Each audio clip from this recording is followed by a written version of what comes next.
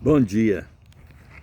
Eu tenho essa Bíblia aqui que a minha sogra deu para minha esposa em 2011. Mas nós ainda temos a nossa Bíblia branca que nós recebemos durante o nosso noivado em 1968 pela Organização de Moças da Igreja Batista de Acari. Foi bem interessante. Ainda guardamos até hoje a nossa Bíblia branca. Hoje eu quero falar sobre um assunto pertinente e muito envolvente e que nós precisamos colocá-lo em prática na nossa vida. É acerca do perdão. Perdão revela o amor perfeito de Deus. E lá no Sermão do Monte, o Senhor Jesus Cristo falou, capítulo 6, versículo 14 e 15, porque se perdoardes aos homens as suas ofensas, também o vosso Pai Celestial vos perdoará. Se, porém, não perdoardes aos homens as suas ofensas, também o vosso Pai não vos perdoará as vossas ofensas. Então é muito importante essa questão do perdão. É tão importante que está registrado no capítulo 23, versículo 34, Jesus lá da cruz perdoou aqueles homens que colocaram uma coroa de espinho nele, que cravaram prego nas suas mãos, nos seus pés, que o feriram, que o maltrataram, que fizeram atrocidades com ele. Ele disse lá do alto da cruz: Pai, perdoa porque eles não sabem o que fazem. Muitas das vezes os nossos ofensas, os ferimentos que nós provocamos nas pessoas, seja ele emocional, físico ou espiritual, é tudo por causa da ignorância, da rudeza do ser humano. E nós precisamos aprender. Nós temos que perdoar, por exemplo, as ações repetitivas. O que são ações repetitivas? São aqueles pecados que nós cometemos todos os dias e não tomamos conhecimento de que aquilo prejudica o nosso relacionamento conjugal, o nosso relacionamento com os nossos filhos, com os nossos cônjuges. Tem pessoas que justificam os seus pecados pela falta de perdão, porque eles são repetitivos demais. Mas quando nós perdoamos uma pessoa, nós perdoamos aquele pecado que ele cometeu naquele dia. No dia seguinte, nós temos que perdoar outro pecado, porque esse é o mais recente, porque o outro já foi perdoado, já está debaixo do sangue de Jesus Cristo. Nós não podemos justificar pecado, nós não podemos negar perdão. O orgulho, às vezes, nos impede de nós perdoarmos as pessoas que nos ofendem, que nos magoam. Às vezes, é a dor insuportável da ofensa, às vezes é a dor insuportável do pecado que foi cometido contra nós. Nós precisamos perdoar. Mateus capítulo 5,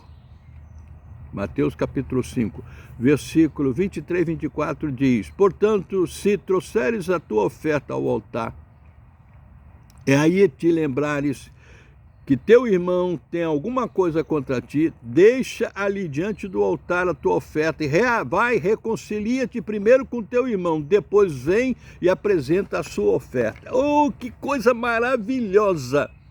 É que antes de nós buscarmos a presença de Deus, nós temos que resolver as nossas pendências de maneira correta, de maneira certa, através do perdão.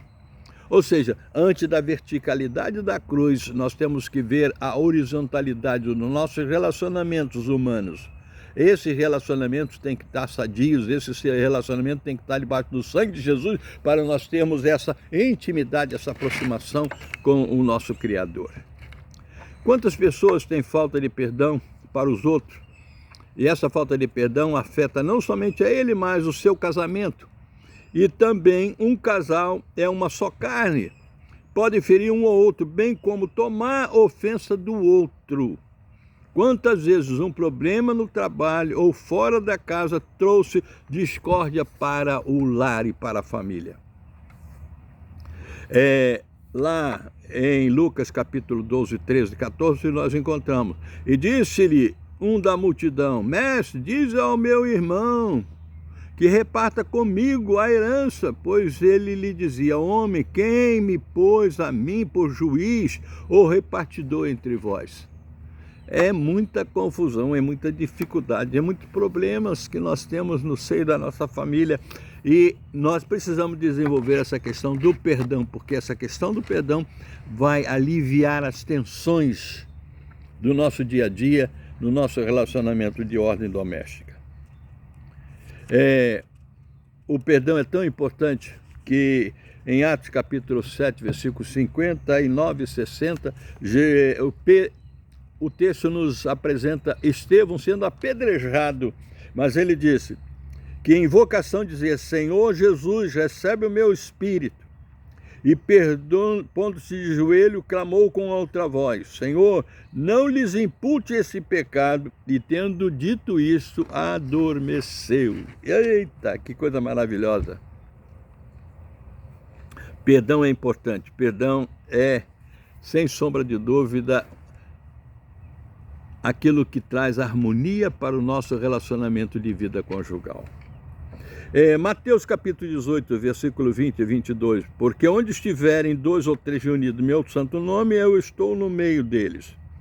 Então Pedro aproximou-se e disse: Senhor, até quantas vezes pecará o meu irmão e eu lhe perdoarei? Até 7? Jesus lhe disse: não somente 7, mas até 70 vezes 7.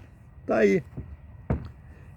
A palavra de Deus, tanto no Velho como no Novo Testamento, diz que nós precisamos exercitar o perdão no nosso relacionamento, seja ele filial, seja ele marital, seja ele de vizinho, seja ele de companheiro de trabalho ou de alunos de escola. Nós precisamos exercer o nosso papel de perdoador. Isaías capítulo 42, 25, ele diz: eu mesmo sou o que apago as tuas transgressões por amor de mim, e dos teus pecados não me lembro. Marido e mulher devem imitar a Cristo e a igreja. Podemos caminhar no perdão através do sangue de Jesus. Em alguns casos, o divórcio vem pela recusa em perdoar. Vamos olhar para essa escritura que fala da necessidade que temos de perdoar, de manifestar o perdão nos nossos relacionamentos. O texto que nós encontramos diz assim: porque és morno e não és frio nem quente, vomitar-te-ei da minha boca.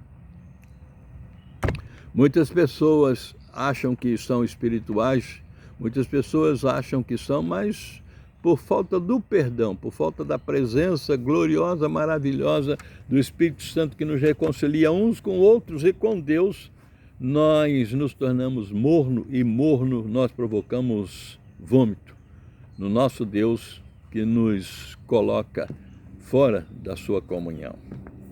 A nossa experiência com Jesus Cristo nos levou a buscar o perdão de Deus para aquelas pessoas que nos ofenderam, que nos magoaram. É muito importante nós, como marido e mulher, como esposo e esposa, exercermos esse papel do perdoador, de perdoar uns aos outros. Vamos fazer isso? Vamos pedir que Deus nos abençoe, que Deus nos guarde, que Deus nos proteja, que Deus nos ajude a exercer esse perdão tão importante, tão maravilhoso, que nós precisamos no nosso lar, na nossa casa, na nossa maneira de ser, na nossa maneira de viver.